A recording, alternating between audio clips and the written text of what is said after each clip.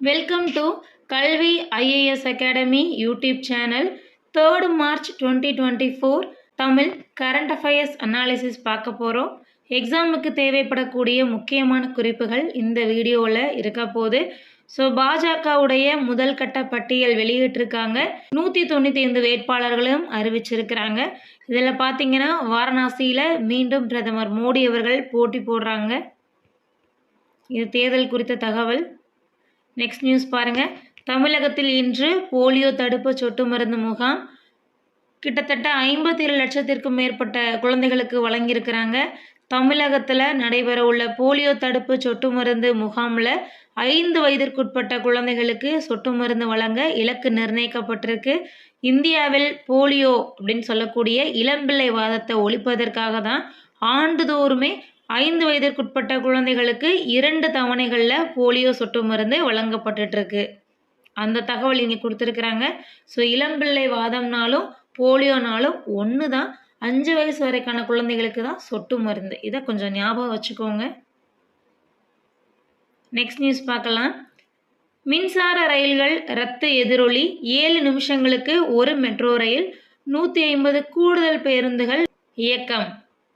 இந்த next one, இந்தியாவில் தயாரிப்போம் திட்டம் மூலம் நாட்டின் பொருளாதாரம் வலுப்பெறும் என்று மத்திய நிலக்கரித்துறை அமைச்சர் அம்ரித் லால் மீனா தெரிவிச்சிருக்கிறாங்க. உள்நாட்டு உற்பத்திகளை ஊக்குவிக்கிறதுக்காக தான் இந்தியாவில் தயாரிப்போம் அப்படிங்கிற ஒரு திட்டம் நமது நாட்டின் பொருளாதாரத்தை வலுப்பெறதுக்கு ரொம்ப உதவிகரமாக இருக்கும்னு அவர் சொல்லியிருக்கிறாரு. நெக்ஸ்ட் நியூஸ், மாணவர் சேர்க்கை மார்ச் 10 வரை நீட்டிப்பு இக்னோ தெரிவிச்சிருக்கிறாங்க. நெக்ஸ்ட் நியூஸ், திருமணமான மகள் பெற்றோரை சார்ந்திருப்பதை உறுதிப்படுத்துவது கடினம் என்று உயர்நீதிமன்றம் வேதனைகரமான தகவல்களை கொடுத்துருக்குது. ஸோ இந்த கேஸ் பார்த்தீங்கன்னா 2017ஆம் ஆண்டு வந்த ஒரு கேஸ் தான். ஸோ இதில் பார்த்தீங்கன்னா பிரியா அப்படிங்கிறவங்க அவங்களுடைய தந்தை மதிக்குமார் இறந்த உடனே கனரா பேங்க்கில் கருணை அடிப்படையில் வேலை கேட்டு விண்ணப்பிக்கிறாங்க. ஆனால் கனரா பேங்க் அதுக்கான எந்த விதமான முயற்சியும் பண்ணலை. அவங்க ரத்து பண்ணிடுறாங்க. உடனே இவங்க சென்னை உயர்நீதிமன்றத்தில் கேஸ் ஃபைல் பண்ணுறாங்க. அந்த கேஸை தொடர்ந்து தான் இந்த தீர்ப்பு கொடுக்கப்பட்டிருக்கு.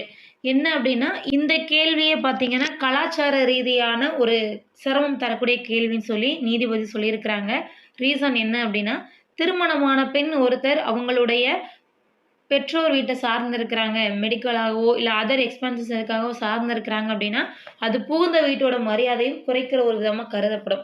எனவே இதில் மேற்கொண்டு ஆராய்ச்சிகள் பண்ணாமல் நீங்கள் என்ன பண்ணுங்கள், அவங்களுக்கான வேலைகளை கொடுங்க அப்படிங்கிற மாதிரியான தீர்ப்பை தான் இவங்க கொடுத்துருப்பாங்க. ஸோ இதை தொடர்ந்து பார்த்தீங்க அப்படின்னா 6 வாரங்களில் இவங்களுக்கான பணிக்கான நியமன ஆணையை வழங்க சொல்லியும் உத்தரவிட்டிருக்கிறாங்க. ஒரு முக்கியமான ரெஃபரன்ஸாக பார்க்கப்படுது. திருமணமான மகள் பெற்றோரை சார்ந்திருப்பது மிகுந்த வேதனை அளிக்கக்கூடிய ஒரு விஷயம் அப்படின்னு சொல்லி சென்னை உயர்நீதிமன்ற நீதிபதி கவலை தரக்கூடிய ஒரு விஷயத்தை ஷேர் பண்ணியிருக்கிறாங்க. இந்த நெக்ஸ்ட் நியூஸ் பார்க்கலாம். தென்காசியில் தேவநேய பாவனர் மணிமண்டபம் அமைக்க பரிசீலனை. தென்காசியில் தமிழறிஞர் தேவநேய பாவனருக்கு மணிமண்டபம் அமைப்பது குறித்து பரிசீலனை செய்யப்படும் என தமிழ் வளர்ச்சித்துறை அமைச்சர் மு.பே. சுவாமிநாதன் தெரிவிச்சிருக்கிறாங்க. தேவநேய பாவனர் 10th புக்கில் இதுக்கான ரெஃபரன்ஸ் போட்டிருக்கோம். பார்க்கணும் அப்படின்னா அதை பார்த்து வச்சுக்கோங்க.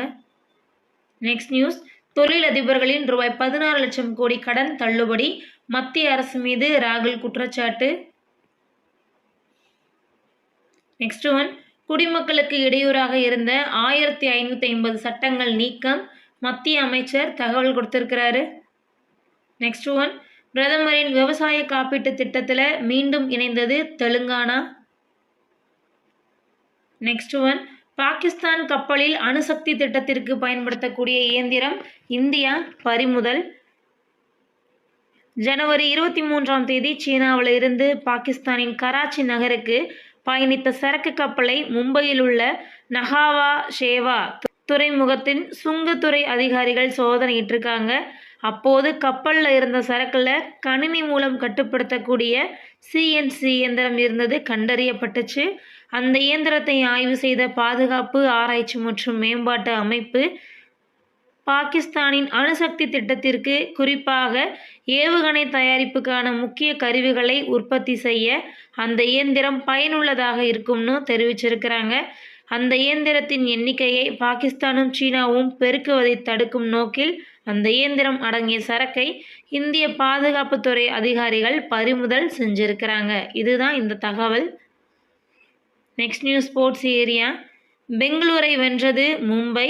மகளிர் பிரீமியர் லீக் கிரிக்கெட்டில் 9வது ஆட்டத்தில் மும்பை இந்தியன்ஸ் 7 விக்கெட்டுகள் வித்தியாசத்தில் ராயல் சேலஞ்சர்ஸ் பெங்களூரை சனிக்கிழமை வென்றது. நெக்ஸ்ட் நியூஸ் பிளே ஆஃப் சுற்றுக்கு மும்பை தகுதி பெற்றுள்ளது. நெக்ஸ்ட் ஒன் புதிய தொழில்நுட்பங்களுடன் 1000 அம்ரித பாரத ரயில்கள் அஸ்வினி வைஷ்ணவ் தெரிவிச்சிருக்கிறாங்க. வருங்காலத்தில் பல்வேறு புதிய தொழில்நுட்பங்களுடன் கூடிய 1000த்திற்கும் மேற்பட்ட அம்ரித் பாரத் ரயில்கள் தயாரிக்கப்பட உள்ளதாக அவர் தெரிவிச்சிருக்கிறாரு. நெக்ஸ்ட் நியூஸ் காசாவில் வான்வழியாக உணவுப் பொட்டலங்களை வீசியது அமெரிக்கா. நெக்ஸ்ட் ஒன் ஒரு அப்பாயின்மெண்ட். பாகிஸ்தானுடைய பிரதமராக ஷபாஸ் நாளை பதவியேற்கிறார். இவர் 2வது முறையாக பிரதமராகிறார் அப்படிங்கிறது ஒரு கூடுதல் தகவல். ஸோ இதோட இன்னைக்கான கரண்ட் அஃபேர்ஸ் முடிஞ்சிடுச்சு. தேங்க்யூ அண்ட் தேங்க்ஸ் ஃபார் வாட்சிங்.